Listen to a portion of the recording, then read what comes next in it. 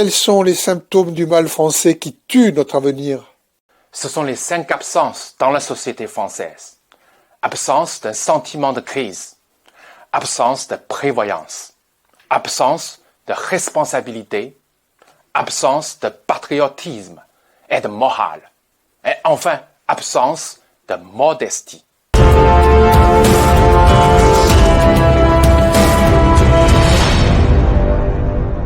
Bienvenue sur la chaîne de Yuntao, le Chinois qui veut être président de la France. Notre avenir est sombre, car le monde qui avance ne nous attend jamais. Mais en France, peu de Français reconnaissent que nous sommes en retard. Ils sont la fine fleur de notre nation. Aujourd'hui, le mal français est d'abord la maladie psychologique qui règne sur l'ensemble de la société française. Rien n'est possible à cause des 5 absences. La première est l'absence d'un sentiment de crise. Nous ne voulons pas participer à la concurrence mondiale. Sous prétexte de ça va quand même, nous restons toujours sur l'ancienne route. Nous refusons de comparer avec les étrangers qui sont plus compétitifs que nous, car nous ne voulons pas nous perfectionner. Nous ne faisons rien pour changer cette fatalité. Nous nous amusons dans notre hexagone en laissant les autres pays nous dépasser un par un. Face à leur réussite, nous aimerons bien nous moquer d'eux, comme si nous étions encore champions du monde. Parce que la France a toujours réussi, et elle a toujours réussi dans le monde. La deuxième est l'absence de prévoyance. Nous ne voulons pas voir le changement du monde, sous prétexte d'une exception française. Nous nous sommes dissociés de ce monde réel. Nous discutons le taux d'impôt, la somme de subventions, le pouvoir d'achat actuel, mais personne ne parle de stratégie à long terme pour notre avenir. Vivre au jour le jour domine notre société. Ce n'est pas possible est notre commentaire national pour tous les projets ambitieux. La troisième est l'absence de responsabilité. Nous ne voulons pas voir les succès des autres. Sous prétexte que la France doit nous protéger, nous nous enfermons dans le passé. Nous plaindons nos échecs au lieu de réfléchir sur nos défauts.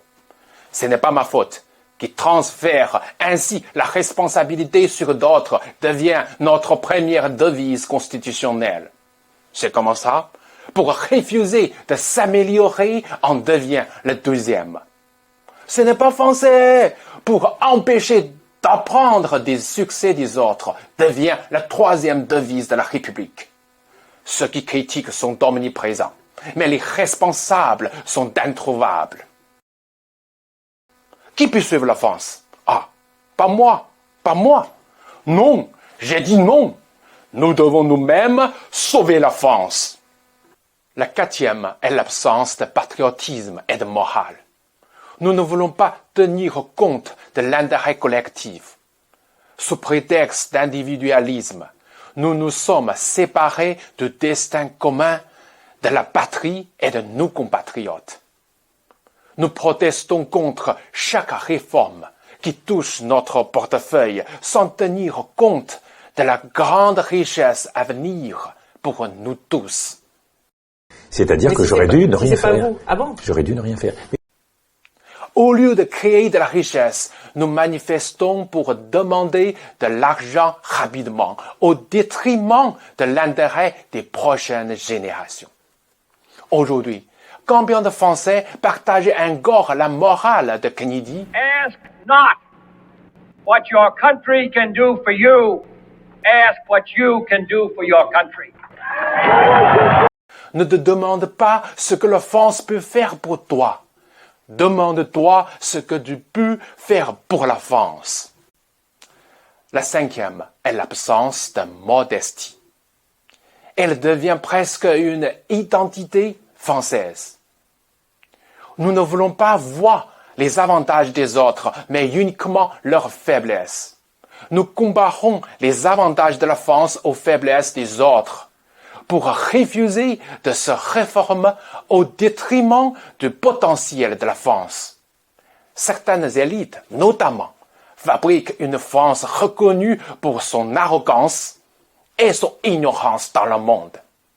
Alors, nos partenaires et nos adversaires nous regardent en silence, ou plaisantent dans notre dos et nous laissent loin derrière d'eux.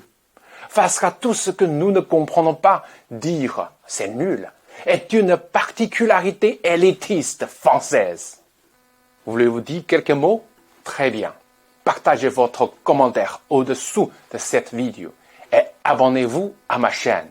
Merci. La France l'appréciera. Nous sommes d'accord. Mes critiques sont très fortes et franches, car nous aimons la France et nous comprenons très bien que notre mentalité est gravement malade. La France a besoin d'une réforme de sa mentalité. Il y a 4 urgences. Premièrement, à part nos droits, nous devons reconnaître aussi nos devoirs pour notre destin commun. C'est le destin de notre nation française. Hier, dans la tour de la France par 2 enfants, on disait que chaque habitant et chaque province de la France travaille selon leur force à la prospérité de la patrie. Aujourd'hui, nous devons arrêter ce phénomène que chaque habitant et chaque groupe d'intérêts dépensent et contribuent selon leur force à la faillite de la patrie. Deuxièmement, les hommes politiques doivent mettre la priorité sur le destin de la patrie et non sur leurs élections. Croyons-nous, citoyens, qui connaissent le bien et le mal. Arrêtons de les flatter et de cacher nos problèmes. La France ne gagne pas toujours. Elle a beaucoup perdu. Nous devons nous réveiller et faire des efforts pour rattraper le monde.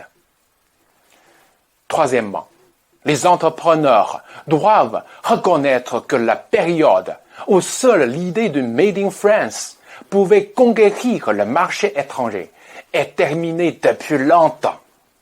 L'échec à l'étranger n'est pas à attribuer aux étrangers, mais à nous-mêmes qui n'ont pas fait assez pour comprendre les consommateurs étrangers.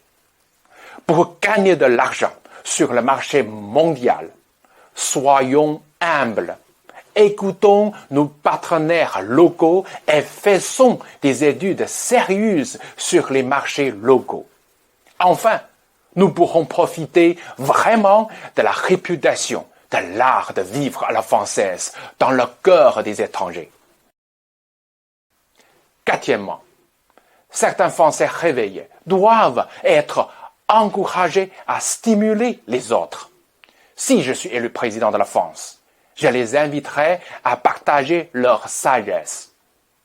Redéfinissons l'esprit entrepreneurial. C'est le patriotisme de la solidarité économique, car cela créera de nouveaux emplois pour nos compatriotes et apportera le bonheur à leurs familles.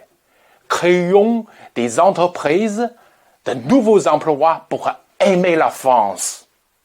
Avant tout, nous devons nous comprendre nous-mêmes, nos défauts aussi bien que nos atouts, non seulement sous un angle intérieur, mais aussi extérieur.